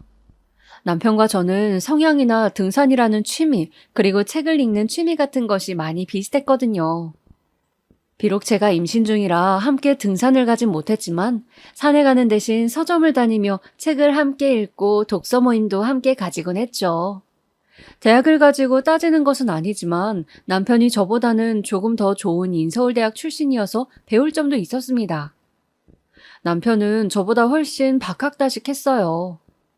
저는 이과라 제 전공인 화학에 대해서만 잘 알았는데 남편은 문과 전공이라 그런지 저보다 훨씬 다양한 책들을 읽고 사회나 문화에 대한 관심도 상당히 많아서 저는 남편에게 그런 점을 배울 수 있어 좋았습니다. 그래서 시댁이 갔을 때 보니 시댁에도 제법 책들이 많이 있었어요. 특히 문학책이 많이 있었죠. 물론 국문과 전공이신 엄마의 서재에 비할 바는 아니었지만요. 저는 곧 태어날 아기를 위해서 어떻게 태교를 하면 좋을까 고민을 하고 있었기에 어머님께 여쭤봤죠. 어머님, 신랑 어릴 적에 어떤 책들 읽히셨어요? 신랑이 저보다 대학도 좋은 곳 나오고 많이 박학다식해서요. 다 어머님 교육 덕분인 것 같더라고요. 어머님도 평소에 책을 많이 읽으세요? 제가 그렇게 칭찬을 하자 어머님은 기분이 좋으셨는지 얼굴에 홍조를 가득 띄우시면서 책 예찬론을 펼치셨습니다. 그럼 내가 고등학교까지 나와서 내 또래 중에서는 가방끈이 긴 편이거든. 근데 어릴 적부터 문학소녀여서 책을 진짜 많이 읽었지. 분야도 다양하게 말이야. 그래서 책을 워낙 많이 읽다 보니까 우리 아들도 자연스럽게 어릴 때부터 책을 많이 읽어서 좋은 대학을 간 거지. 자라는 환경에서 그런 문화교육 같은 것이 진짜 중요하거든. 크면서 말이야. 네, 그렇군요. 참고할게요, 어머님. 그래. 뭐 현대문학 같은 거 잘 모르겠지만은 읽다 보면 그게 어려운 것 같아도 다 사람 사는 이야기이고 드라마보다 더 재미있는 내용이 많단다. 네, 어머님 명심할게요. 어머님은 거기서 그치지 않고 신이 나셨는지 저를 데리고 서점에도 가셨습니다. 그리고 서점에 있는 베스트셀러 현대 문학들을 권하셨어요. 그러면서 고전이라고 유명한 현대 소설가들 책을 소개하셨는데 제 입장에서는 사실 좀 웃긴 부분이 있었습니다. 왜냐하면 어머님이 알고 계신 내용 중에서 틀린 내용이 너무 많았고 저는 친정 어머니 전공이 국문과이다 보니 어릴 적부터 정말 유명한 한국 문학가들이며 외국 문학가들의 작품을 본의 아니게 다 읽어 자세히 알고 있었거든요. 어머니 친구분들 중에서는 국문과 교수님으로 계시는 분도 계시고 유명한 언론에 기자로 계신 분들도 계셨기 때문에 워낙 책 선물도 많이 받았고요. 그래서 사회계열 책들은 잘 몰라도 한국 현대문학에 대해서는 정말 자세히 알고 있었습니다. 그래서 이과임에도 항상 국어 공부를 안 해도 수능도 언어 영역은 1등급이 나오곤 했었죠. 뭐 어쨌든 저도 그런 이야기를 굳이 어머님께 할 이유도 없거니와 엄마도 원하지 않았기 때문에 어머님이 현대 소설가들에 대해서 아는 척 하시는 것을 얌전히 듣고 있었습니다. 뭐 그런 이야기를 하시면서 즐거우시다면 저도 나쁠 게 없었으니까요. 어머님은 신이 나셔서 저만 보면 한국 문학가들 이야기를 하셨어요. 자신이 이런 교양과 지식을 쌓는 것을 사람들이 너무 어려워서 알아듣지도 못하고 아쉬웠는데 며느리라도 이런 면을 알아주니 좋다고 하시면서요. 한 달에 한 번 정도는 시댁에 식사를 하러 갔는데 이를테면 이런 식이었어요. 넌 김소월이 지은 시 중에 가장 유명한 시가 뭐라고 생각하니? 예? 진달래꽃 아닌가요? 그런 줄 알고 있지? 그런데 사실 말이야, 김소월 씨의 엑기스는 가는 길이라는 시거든. 왜냐하면 김소월은 그림을 좋아해서 여백을 중시했는데 그런 여백의 미가 그 시에는 있단 말이야. 그리고 김소월이 그렇게 인기가 있는 이유는 말이지, 워낙에 감수성이 풍부하고 예술가적인 면모가 뛰어난 사람이어서 그래. 마치 유럽의 고흐처럼 말이야. 그러나 저는 알고 있었어요. 김소월이라는 시인에게 가장 중요한 것은 바로 동양적인 색깔, 그리고 우리나라 고유의 민요나 전래동화를 시에 담은 정신이라는 것을요. 장애인인 아버지와 집안 살림을 이끌어야 했던 여장부 어머님 대신 문학소녀였던 고모가 그런 옛 이야기들을 어릴 때 많이 읽어주셔서 그렇다는 것을요. 그리고 김소월은 고흐 같은 그런 감성을 겉으로 드러내는 타입이 아니라 사실은 냉철한 사업가였는데 사업 실패로 인해 말수가 엄청나게 적고 굉장히 조용한 사람이었다는 것도요. 물론 모두 국문과 전공이신 엄마에게 들은 이야기들이었죠. 그러나 제가 시어머니의 아는 척에 굳이 태클을 걸 필요는 없었습니다. 제 목표는 그냥 시어머니와 적당히 잘 지내는 것이었으니까요. 그래서 저는 계속 어머님의 이야기를 듣고 그 이야기가 맞든 틀리든 항상 대단하시다고 그런 건 어떻게 하시냐고 항상 물개박수를 쳤어요. 그러면 어머님은 저한테 뾰족하게 시비를 걸려고 하시다가도 갑자기 표정이 부드러워지시곤 하셨거든요. 그렇게 어머님과 잘 지내기 위해 노력하면서 저는 결혼 생활이 1년쯤 지나자 이제 어머님의 비위를 완전히 잘 맞출 수 있게 되었어요. 그런데 그런 저도 도저히 견디기 힘든 순간들이 있었습니다. 바로 제 입장에서 인신공격이라고 할까? 저희 부모님에 대해서 안 좋게 이야기하는 말들을 하실 때였어요. 어머님은 제가 아기를 낳을 때 결국 길어진 진통을 못 견뎌 제왕절개 수술을 한 점을 굉장히 못마땅해 하셨어요. 수술을 하게 되면 자연분만과 달리 면역력이 떨어진다며 저에게 끝까지 참고 자연분만을 했어야 된다고 친정엄마한테 그런 교육 못 받았냐고 두고두고 타박을 하셨습니다. 그렇지만 아기가 3.8kg나 되었고 제가 근육이 많이 없어 힘을 주지 못했기 때문에 사실은 수술을 하지 않으면 안 될 정도로 위급한 상황이었는데 그런 부분을 말씀드려도 어머님은 막무가내로 그걸 제 탓이라는 식으로 말씀을 하시는 거였습니다. 그리고 또 어머님의 다른 불만은 제가 분유를 먹인다는 거였습니다. 모유를 먹여야 하고 젖이 잘 안 나온다면 어떻게 해서든지 나오도록 젖이 도는 약도 먹고 미역국도 많이 먹어야 하는데 제가 6개월 정도 간식처럼만 먹이다가 단유를 하겠다고 하자 굉장히 마음에 안 들어 하셨어요.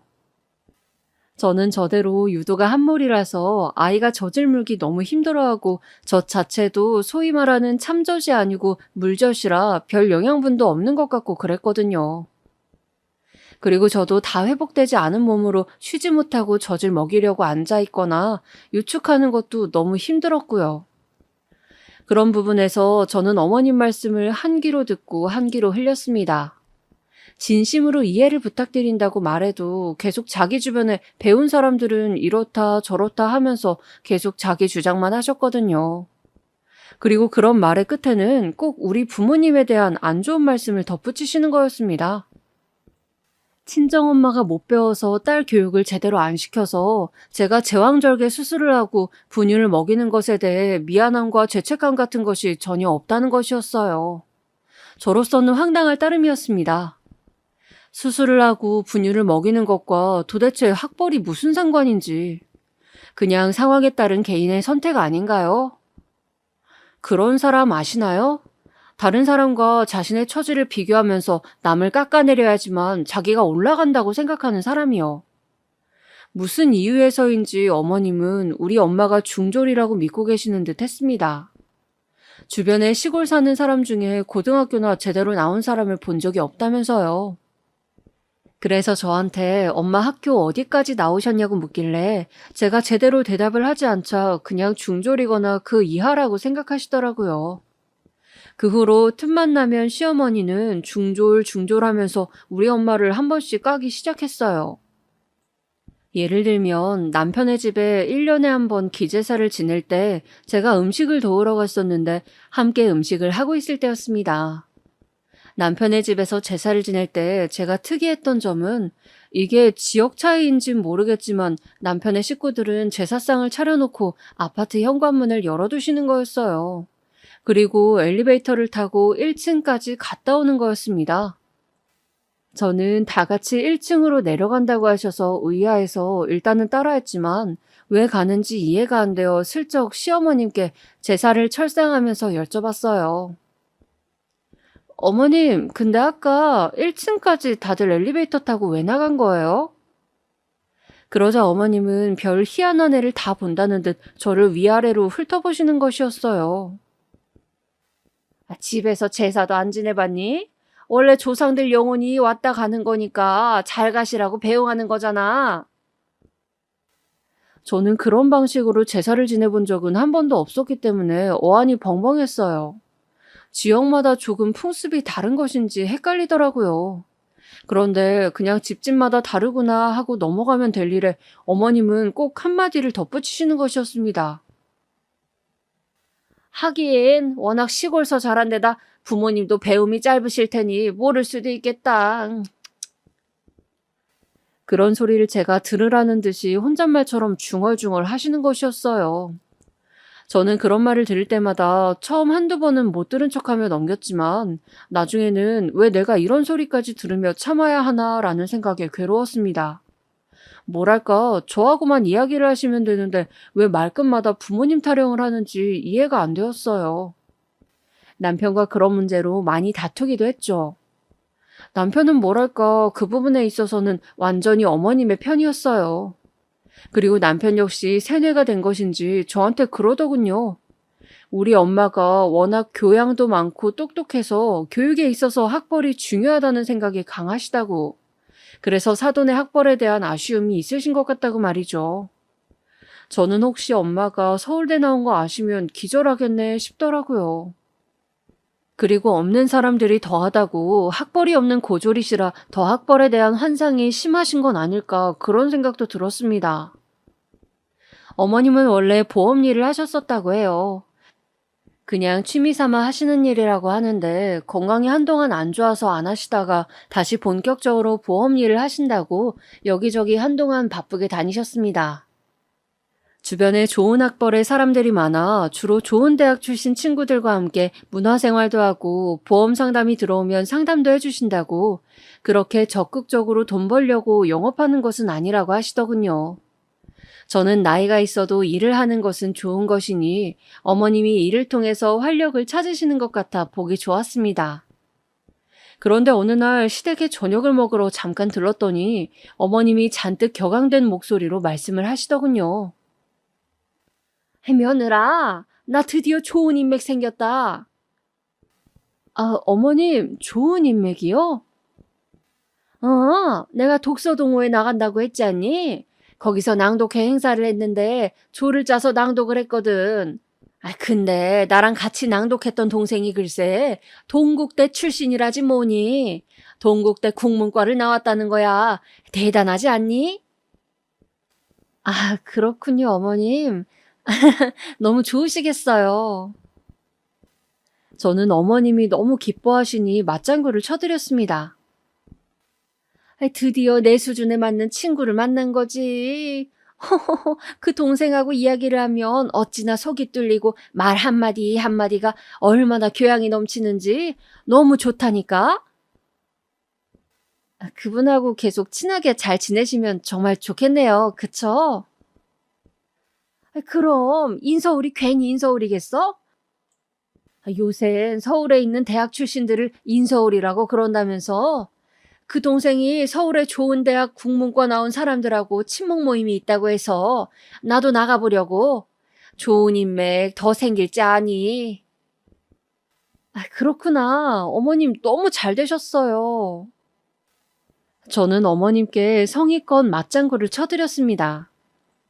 어머님은 한동안 독서 모임이다 뭐다 하면서 국문과 출신 친구들과의 모임에 열과 성을 다하시고 또 시 짓기 모임을 한다면서 시를 창작도 하시는 등 열의를 불태우셨죠. 저는 그런 어머님이 귀엽기도 하고 열정만큼은 진심인 것 같아 마음으론 한편 응원도 했습니다. 어머님이 거기에 몰두할수록 저희 부모님 트집 잡는 이야기를 안 하셨기 때문에 저는 어머님이 오래오래 취미 활동을 열심히 하시기를 바랐죠. 그리고 한동안 저도 아기 키우랴 회사 다니랴 정신없는 나날을 보냈습니다. 그러다가 마침내 큰 사건이 터지고 말았죠. 바로 시모와 친정엄마 간의 감정 싸움이었습니다. 사실 결혼하고 나면 사돈끼리 볼 일이 거의 없잖아요. 그런데 결혼식 말고 돌잔치가 있었던 거죠. 저는 일부러 엄마가 불편해하시는 것 같아 돌잔치를 친구들까지 다 초대를 해서 치렀습니다.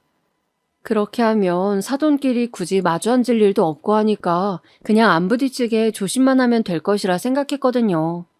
제 생각이 결국 짧았다는 것을 알았지만요. 돌잔치이다 보니 저는 원피스를 입고 메이크업을 해야 했는데 신랑도 아기를 돌보면서 메이크업을 받다 보니 정말 정신이 없었습니다. 아기는 그날따라 컨디션이 안 좋은지 사진 찍어주시는 분이 사진을 찍자고 해도 자꾸 울고 떼를 썼죠. 그래서 많이 힘들어 저도 지쳐 있었습니다. 그런데 돌잔치 테이블 관리하시는 측에서 그렇게 안내를 한 것인지 여러 개의 원형 테이블 중에서 한 곳에 우리 부모님과 시부모님이 함께 앉아 계신 거였어요. 엄마는 저녁에 다른 약속이 있으시다고 오늘은 상견례와 달리 고급스러운 원피스를 입고 명품백을 들고 오셨는데 시모는 그런 엄마의 모습에 조금 놀란 듯 위축되어 있는 모습이었습니다. 두 분은 별다른 말을 나누진 않으시고 음식을 드시는 듯 했어요. 저는 두 분의 모습을 앞에서 보면서 너무 신경이 쓰여서 제발 시모가 말실수를 하지 않기를 그리고 엄마가 거기에 마음 상해서 화를 내지 않으시기를 빌고 또 빌었죠. 다행히 정신없이 돌잔치를 하고 사회자의 진행이 다 끝날 때까지는 별다른 이야기는 하지 않으신 것 같았습니다. 저는 행사를 마치고 아기를 안고 부모님들이 계신 테이블로 인사를 하러 다가갔어요. 아유, 우리 딸 고생 많았지? 여기 앉아서 밥 좀 먹어. 배고프겠다. 엄마가 웃으며 저를 맞아주셨습니다. 저는 배가 고파서 엄마 옆에 앉아서 음식을 허겁지겁 먹고 있었어요. 남편 역시 배가 고팠는지 밥을 먹고 있었죠. 얘 며느라가 너는 어떻게 애 엄마가 돼서 애기는 안 챙기고 너만 먹을 수가 있니? 어머님, 분유를 좀 먹일까요? 엄마는 표정이 안 좋아지셨습니다. 제가 미처 밥을 몇 입 못 먹었는데 저한테 애기 밥 안 먹이냐고 하셨기 때문이죠. 내가 먹이마. 너는 밥 먹거라. 엄마는 제 가방에서 분유를 꺼내 타기 시작했습니다. 그때 어머님이 굳이 하지 않아도 될 말씀을 시작하셨어요. 사돈은 모유 먹이셨어요? 분유 먹이셨어요? 아, 저는 젖이 잘 안 돌아서 분유 먹였어요. 돈 꽤 들었죠. 아, 그러시구나. 저는 모유 먹였어요. 젖이 안 돌았지만 어떻게든 모유를 먹여야 된다고 배웠거든요. 고등학교에서. 제 절친한 인서울대학 나온 친구가 모유가 최고라고 최고의 천연식품이라 하더라고요. 그리고 우리 며느리가 제왕절개를 했잖아요. 그것도 처음부터 어떻게든 자연분만 해주는 병원을 갔어야 한다고 저는 생각해요. 자연분만이 얼마나 좋은지 배운 분들은 다 알 텐데. 아유, 그런 건 친정엄마가 딸 임신했을 때 알려줘야 하는 게 아닐지. 제 생각은 그렇거든요.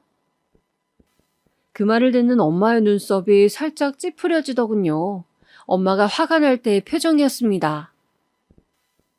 아, 그래요? 그분은 어느 대학을 나오셨길래? 그 순간 시어머니께서 결정적인 한마디를 던지셨습니다. 대학 이름 말하면 사돈이 아실까요? 동국대 국문학과인데 완전 똑똑한 친구죠. 그 순간 엄마의 손이 부들부들 떨리더군요. 엄마는 아기 분유통을 들고 있던 것을 탁 소리가 나게 테이블에 내려놓았습니다. 사돈, 사실 저도 서울에 있는 대학을 나왔거든요. 어머, 그래요? 아유, 그러셨구나. 혹시 그러면 어디신지? 근데 제 동국대 친구도 그렇고 친구들은 다 이름만 대면 아는 유명한 대학인지라. 서울에도 워낙 대학이 많잖아요. 저도 사실 시시한 대학은 안 가는 게 낫다고 생각해서 안 간 거라서. 어느 대학교이신지요? 엄마가 대학을 나왔다는 말에도 시어머니는 거짓말이라고 생각하신 건지 뭔지 계속 잘난 척을 하셨습니다. 엄마는 정말 기분이 나쁘셨는지 시어머니를 똑바로 바라보면서 말씀을 하셨어요. 진리는 나의 빛이라고 학교 로고에 써 있는 대학 나왔습니다. 네? 서울에 있는 대학 잘 아신다면서요? 모르세요? 하긴 라틴어로 적혀 있다 보니 모르실 수도. 아니, 대학마다 다 로고에 써 있는 게 다르겠죠. 그런 것까지 제가 어떻게 합니까? 그럼 이런 말은 들어보셨어요? 누군가 조국의 미래를 묻거든 고개를 들어 관악을 보게 하라. 네? 전에 이어령 선생 존경한다고 하셨죠? 시몬은 미심쩍은 눈빛으로 우리 엄마를 보시더군요. 그분은 어디 대학 나오셨나요? 서울대 국문과요. 저희 과 선배님이시네요. 예? 사돈 방금 뭐라고? 제가 서울대 국문과 나왔다는 말을 하고 있는데요. 순간 시몬은 전기에 감전이라도 된 듯이 그 자리에서 놀라 펄쩍 일어서더군요. 그 모습이 마치 무슨 한 마리의 꼴뚜기 같아서 저는 저도 모르게 풋 하고 웃어버렸어요. 아유, 그렇게 힌트를 주는데도 끝까지 못 알아듣고 무식 인증하는 시모라니. 남편과 시부 역시 너무 놀라서 입을 다물지 못하더군요. 엄마는 그런 그분들의 모습을 보면서 차분하게 말씀하셨어요. 사돈, 모유가 안 나오면 분유를 먹일 수도 있고 자연분만이 힘들면 수술을 할 수도 있는 거예요. 그런 걸로 배웠네, 못 배웠네 할 그런 문제는 아니란 말입니다. 그리고 사돈, 보험일 하신다고 들었는데 안 그래도 오늘 서울대 동문회가 있거든요. 그래서 이제 일어서서 저녁에 동문회 가려고 하는데 어떻게 인맥 좀 쌓으시게 같이 갈까요? 아유, 저는 고졸인데 가도 될지. 그럼요. 저랑 같이 가시는 건데요. 제 사돈이라고 제가 말씀드릴게요. 같이 가시죠. 네, 사돈. 감사합니다. 그런 좋은 자리에 저를 데려가 주시고, 아유, 감사합니다.